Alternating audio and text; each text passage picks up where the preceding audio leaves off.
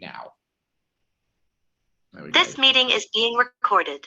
There we go. Perfect. So, hello everybody, and welcome to the Year 2 meeting. It's lovely to have you all back again. It seems like only 5 minutes since we were doing this with the Year 1s this time last year, and it really has flown this past year with the children. And like I was saying to the parents this morning, it really does feel like such a privilege to be able to take the children up from Year 1 into Year 2, knowing you all so well, knowing the children so well.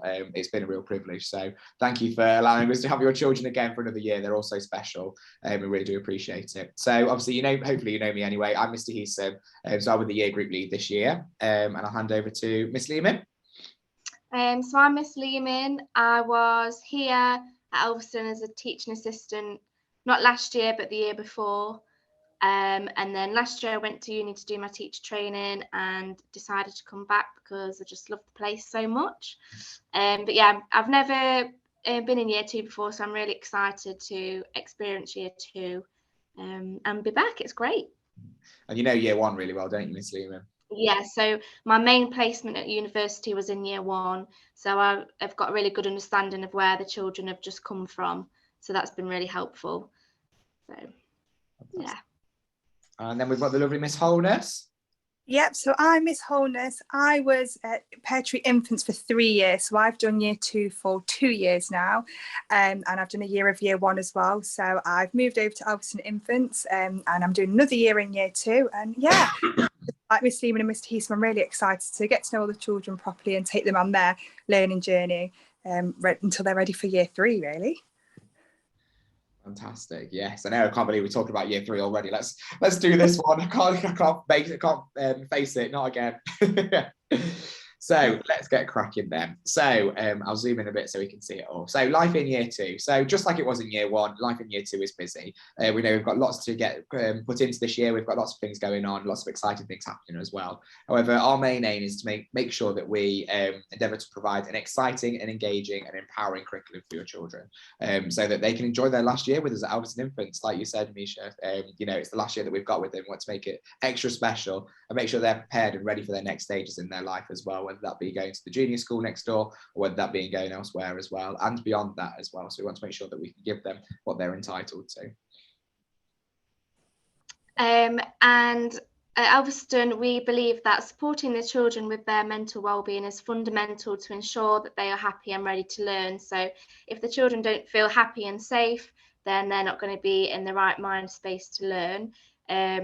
We're really making sure we teach them lots of strategies to help them regulate their emotions, so teach them that self-regulation and helping them overcome any challenges that they may face in Year 2 or with friendships and things like that. So we're really trying to build that independence into them so that they say, okay, I'm feeling sad, I'm feeling a bit angry, but I know how to go and deal with that. I know what I need to make myself feel better and be ready to learn. Absolutely. And we might see some of the children be doing their butterfly breathing, where they keep going like this, or the mountain breathing. We keep teaching them different breathing strategies as well, so that we teach that to them when they're in a position where they're happy and they're content, so that when they become dysregulated and they're kind of becoming overwhelmed for whatever reason, they're able to call upon those strategies that we're teaching them. So hopefully you might see at home that they might start to do some butterfly breathing, and we encourage this in our rest and reflect times as well, which we have every day during the register in the afternoon. So it's just some time for the children just to kind of connect with themselves and just kind of, like you say, Miss Lehman, just have some time to feel regulated again, I guess. Yeah. We're also putting a massive push on experiences again this year, so making sure that the children can have those real life experiences they can then use and put their learning into context. So one of the things that we've planned sort of later down the line in the half term is to take the children into the Elveston area and get them to follow their own map, their own route, so kind of combining those cross-curricular links with geography, looking at maps. We're going to give them the opportunity, as we have today, to look at the iPad, atlases, and just to make sure that they can get out and about in the real world and have that opportunity, particularly with a massive push on looking at the community, so they can sort of see where they come from, who's the community, and start to begin to build those relationships for later down the line. Absolutely. We'll be looking for some parent volunteers as well, so keep your eyes peeled, everyone. Okay, so transition from year 1 into year 2. So this year we're going to continue using elements of continuous provision going into year 2 as well. But for us this time, as there was that transition from reception going into year 1, the children kind of kept some of the similar practices, but we changed things and adapted things as we went throughout the year. It will be a similar case in year 2 as well. So our big push for this year is to increase that element of the children taking more independence for themselves. So we can encourage them to become organised, solve more and more of their own problems and challenges, and kind of take that creative and innovative approach to their work that they face. So instead of kind of saying to the children, here you go, here's some work, off you go and do it, we're encouraging them to become more independent and with their approach and the way they take that, and kind of looking after themselves a little bit more as well, so they can, again, provide these skills that they need to take into the real world as well. So we'll make sure that for the children we'll teach a broad and balanced curriculum, which ensures that they have plenty of opportunities to build upon their learning from year 1, so they can really get that sticky learning, they can remember everything they're taught, and so they can master the key concepts and ideas. So we'll make sure that we have all the similar resources out that they've used in year 1. So things like maths resources, for example, like the Deans, the Numicon, all of that they have complete access to. So they're really familiar with it, and they can use that to help them with their learning just like they would have in year 1. So we're taking the foundations of year 1 and then building upon that to expand their knowledge. This year, the year 2s are going to remain in the old year 1 classrooms. And that's one of the key things, is that they've got that extra space. So we are going to try and have a massive push on continuous provision this year. And the children are going to need, as Miss Lehman said, that opportunity to access those resources independently. So we're making sure that we've got lots of different areas and actually they've got enough space. So small groups at a time can go and access those things. And it's just to make sure that they've building on that independence, that resilience, and that thinking of, oh, what do I need? Actually, I know where it is. I can reflect that myself. Absolutely, and we wanted to continue with that practice that we've had within year 1. So we know that last year it worked really well for the children, kind of taking that good practice from reception, bringing it into year 1 and changing it to make it look more like year 1, and getting them to continue with that in year 2. So the children are having those opportunities where they're learning through play, they're learning through their experiences and things that they see day to day. It was kind of moving away from that approach of sit down, listen to the lecture, off you go. It's kind of like that. We're starting to introduce different activities. We're going to introduce different activities so the children can really focus on that. There we go. So that they can learn through their experiences. And I think, like Miss Lehman said as well, the aim of that is that learning will become deeper, it become more sticky, so that it remains with them as well, so we can revisit it regularly throughout the provision. So we call that continuous revision. It's kind of having the children having the opportunity to choose what they do whilst we're directing them into certain sort of activities and setting them with different challenges based on the curriculum and based on their learning needs. Is it me? Oh, is it me again now, this bit? Yes, it is, isn't it? Also, one of the bonuses about having this continuous revision approach is that we're going to continue having role play areas in our classroom. So speech, language and communication remains a massive focus for us in year 2, as it is across the school. We believe that if the children can say it, they can act it out, they can talk it, that learning's taking place more effectively for them. So every time that we set up have a new topic, we're going to set up a new area for our role play, so the children can really just act out and kind of learn from each other within that role play situation. So I believe that we might be having a little post office coming up soon, before you know it, in our classes, so that should be quite exciting. And we are trying to have a big push on taking children's learning outside as much as we can. Again, linking back to talking about mental well-being, I think it really improves children's mental well-being, and we really believe that children learn best outdoors. They're a lot more focused. It's a bit more exciting for them. They can burn off energy. It's nice to be outside of the classroom space in fresh air. So we'll be continuing to ensure we give them opportunities to learn outside, just like they did in year 1. And they also will be having forest school sessions again at some point throughout the year, which is really exciting as well. We know that they absolutely love forest school, so absolutely. That's fab. Okay, and I think we're doing it in spring 1, so around January time. So it might be a bit wet and muddy, but we will have a fantastic time in the process. Just to prepare you now, just beware. We were just saying in the meeting this morning as well, it's not on this slide here, but this year we're lucky that in autumn 1, in this first term, we've got some people from Derby County Community Trust coming in as part of our enrichment programme to support the children with their kind of physical education, with their PE. But what they're focusing on is empowering the children to become coaches so that they can go out onto the playgrounds, they can kind of direct their own games, they can encourage others to come and play with them, they can kind of be mini leaders on the playground for children, not just in year 2, but also in year 1 in reception, and kind of take on that independence, that responsibility to be able to direct their games, I suppose, really, so that they're not just going out and doing whatever they want to. They can do that if they want to, but also there's kind of that more direction there as well as they're getting older. Okay, so that brings us on to our topics. Miss Holmes, I'll pass the first one on to you. Yes, so our first topic was how can I be an Elvaston ambassador? And so we're trying to get the children to focus on the environment. So we're getting them to sort of have that forward thinking of what can we not only do to improve the area, but actually when they're also out and about in the community, what they can do when they're with yourselves or grandparents or other carers. So we're having a think about things that affect the environment and how they can improve those issues. So we're starting off by having some letters that were from the local residents, and actually they've come up with all these issues that they've noticed, and it's trying to push them to think about, well, actually what could we do to help? So it might be things like could we pick up some litter, could we plant some more trees, and again it's just going back to that sense of being part of a community and helping the world. Absolutely. We were saying earlier, weren't we, that we really want to focus, allow them kind of follow the children's needs with this and their interests. So although we've kind of got our planning in place, we've kind of had to be a little bit brave and we're going to go with what the children want to do, because ultimately we're working towards doing some sort of action project where the children are going to plan their own project of how they want to improve Elvaston, what changes they want to make to it. And we're going to enable them to make these changes happen. So sort of be speaking to members of the community, speaking to councillors, people like this, so that hopefully we can make a positive impact on our community. For some of the other topics we've got coming up this year, we've got Victorians coming up. So we've got Vile or Victorious Victorians. So learning about the contribution they've made to society these days. How have we learned from the past? What change has been put in place? How is time different now from what it was like then? And also thinking about the Great Fire of London as well. How have things changed from that period of time as well? We've got our lovely school trip that's going to be coming up based on the Victorian topic as well. So this one will be focusing on going to Newstead Abbey. And it's such a fantastic trip. It's one of the best ones. I've done it before in year 2. And basically we go to Newstead Abbey, which is set up as it would be like a big Victorian manor. And the children get to come in dressed up as Victorian children, and the whole of the house is as it would have been in Victorian times. So you've got the butlers there, you've got the cooks, the cleaners, the nannies, everybody, and the children get to experience what it would be like. So it's a really good topic. Would you rather live on the top or the bottom of the world is another brilliant one.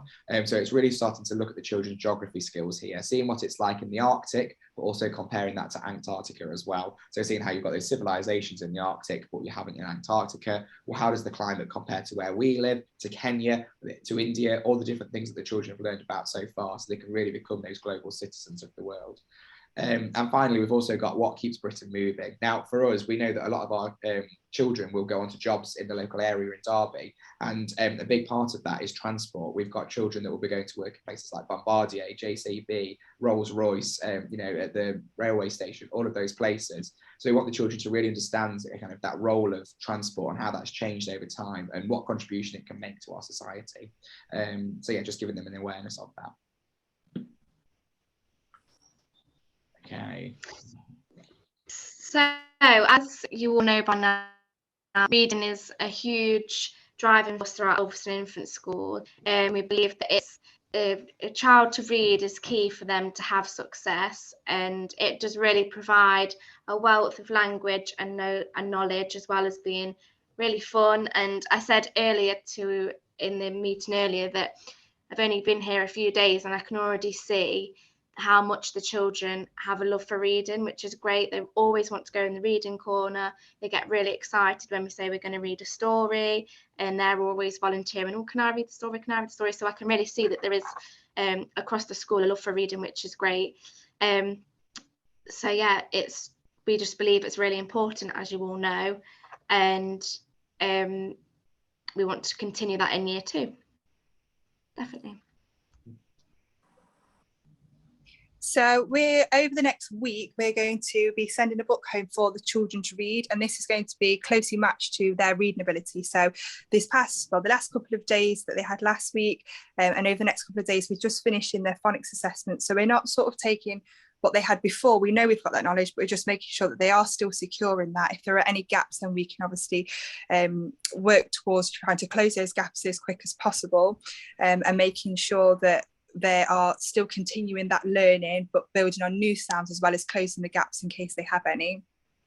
So this book will be sent home, and we're just asking that they spend sort of 10-15 minutes every single day, or as often as you can, just reading through that. And then if you could just log that in the child's diary, so if you've noticed that they've picked up on a particular word and you've had that conversation, or if they've picked up something from the story, made a prediction, or been able to explain, then again, just make a note in the diary, and then we can pick up when they bring that book back into school. And there will be a reading workshop coming up very soon that I'll be doing. I think it's maybe next week or the week after. I can't quite remember off the top of my head, so do keep your eyes peeled for that as well. In year 2, the children are starting to move away from focusing their attention on decoding words, which is obviously breaking up the individual letters and combinations of letters in words, breaking them up and segmenting them so they can understand what it says. They're moving away from that to start shifting their focus onto the comprehension of what they're reading. So really starting to understand exactly what it is that's reading. How do those words work together to make a sentence? How does this allow us to understand what's happening within this story? So we've been worked on this within year 1 anyway. So we've worked on the children's comprehension skills. However, the shift in year 2 is the children will now start to put more of an emphasis on this in their own individual reading as well. So that we know that a lot of the children have done absolutely fantastically in both their phonics screening checks and their phonics learning this year. So they've got those skills now. So when they encounter words, they'll hopefully have the skills they need to be able to decode them. But yes, like we said, we're moving away from that, and we'll expect that a lot of the children will be starting to go into stage-related books as well, which will be kind of a match towards their needs there. So the library pod will soon be open, and we're hoping that children will be able to take a book home from there regularly. So again, if this is read at home instead of the book we've given you, you can feel free to read this with them and log that in your reading diary. And I think it will be a really great space for children, and it will really help us get to know what they're interested in, because they've kind of got a pretty free choice of what book they would like to choose. It really helps us know what their interests are in, and we can really hone in on that. So yeah, I think the library pod is going to be a really, really good, useful space. It's really exciting. And we were saying earlier as well that obviously we want to encourage the children's reading skills, their own word reading skills, but that's not to say that the children shouldn't have the experience of you guys reading to them, sharing a book with them, them reading what they want to, because reading ultimately is such a pleasurable experience that we want them to be able to enjoy their reading as well. So although we're giving them books that match the sounds they're learning where they are currently with their what we perceive as their ability or what they've kind of shown us, that's not to stop them reading anything else at all. If they want to go and read a magazine they found they love, go ahead and read it. If one of them wants to read a chapter book, then sure, give it your best go. We're just going to make sure they continue having those books that we know they need to kind of continue developing those skills so that they can work in kind of collaboration together there. Sorry, is it you, Miss Holness? Yeah, so this year, the children will be sitting their SATs, so standardised assessment tests. But we just want to sort of say out there, as we did in this morning's meeting, that we know that these tests aren't the be all and end all. So they have to be formally assessed. Initially, the government was going to take this away. Unfortunately, they haven't. So it is a legal requirement, and the children will sit 4 papers. So it'll be 2 reading papers. The first one is an easier paper where they have small snippets of text where they answer mostly retrieval questions from that.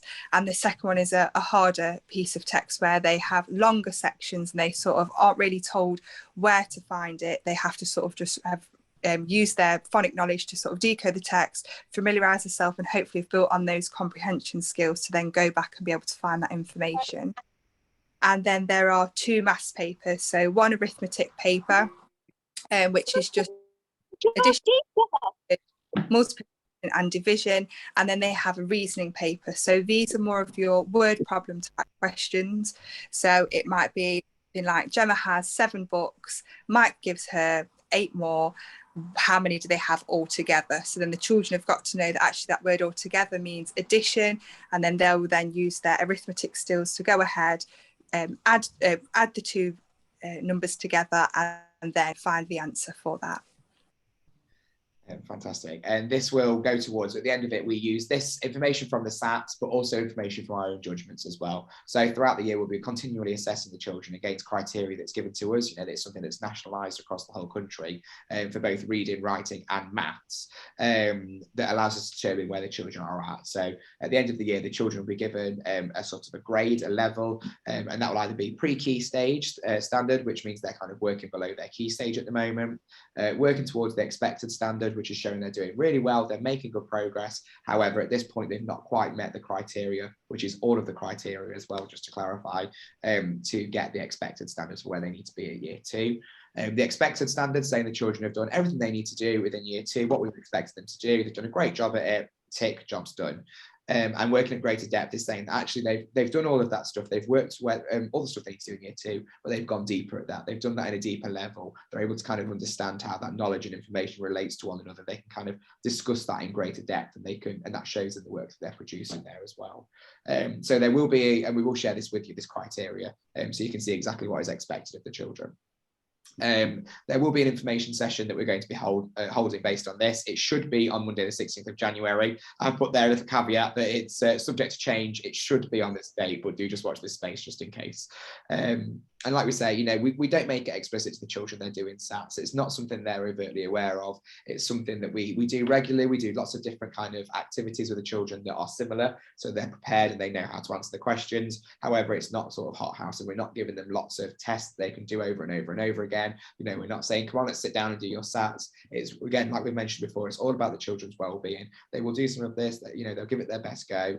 And when they come to do the actual paper, the biggest thing they notice is the fact that it's in colour instead of being black and white this time, you know, which they normally are used to. So, you know, please don't worry too much about the SATs, although it is something that's a part of year 2. It's just like the phonics screening check in year 1. You know, it's something that we have to do just to formally report on the children. Miss Lehman, do you want to take this one? Yeah. So our PE days for autumn 1 is all classes on Monday to come in their PE kit. As Miss Teeson mentioned, we've got these additional coaching sessions on a Monday. So class 7 PE will be on a Friday, and class 8 and class 9 PE will be on a Tuesday.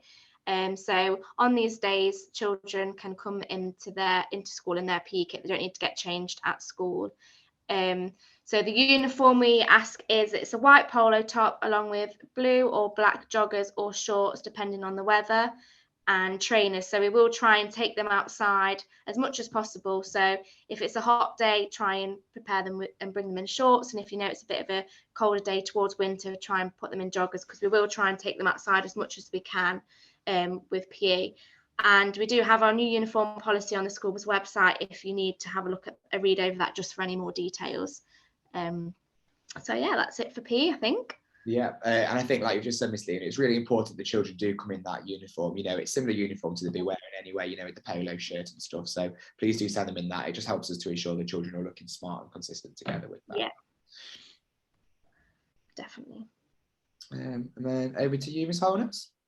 So these are just a few ways that you can sort of help your child or children at home. So as I said earlier, you know, reading as much as possible daily. I know it can be difficult, but just that, you know, even 5 minutes, just the children are keeping up with that, and they know it's sort of our expectation, also the expectation at home.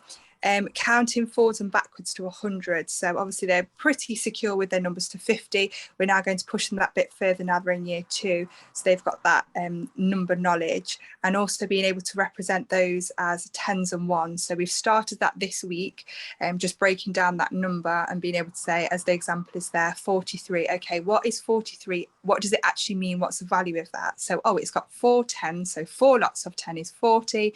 And then it has 3 1s, just so the children can begin to partition those numbers. So later down the line, they're aware of what the value is, and therefore when they go on to do things like their addition and subtraction, they don't have to work out actually what does that number mean. They already know that, and then they can apply their other skills quite easily. Practicing forming their letters. So again, we have a big push on handwriting from the start of year 2 right through into the end, just making sure that they're starting in the correct place. And we know that there are some of the rhymes that go with those letters, and also making sure that they're a correct size to one another, because this will then help them later down the line to begin those joining skills, which they're going to need towards the end of year 2 and also as they go into year 3. Spellings will continue this year, but all the words will be what they will have learnt that week. So it will be through their phonics lessons, they'll learn a set of words, and then we will be expecting them to continue learning those as well. And target books. So on a Friday during Golden Time, the children will work one-to-one with the children. If we've picked up some in particular, so it could be number formation, we've noticed they might do their 9s backwards. We'll just pick up on that, and then we'll be sending those home just again, so they've got that extra practice to do at home. Absolutely, and we anticipate that should be sent out once a fortnight. So we, like you say, Ms. Holness, we really want to make sure we give the children that time they deserve, that one-to-one time, working on their own individual targets and sending that out to you as well. So when they come back to us, we'll assess them on that, see how they've got on with it over the past week or so, ready to get a new target out there as well. Somebody asked this morning as well, will maths mornings and readers mornings continue? And yes, they will. We're just waiting to get everything settled and settle back in again before we get those up and running, but they should be back on Friday mornings, alternating between having a readers morning and a maths morning. It really is so wonderful having you guys come in and just kind of see what we're doing and help the children and just kind of get stuck in. Really, it's lovely to see your faces, so please do continue coming to those if you can do.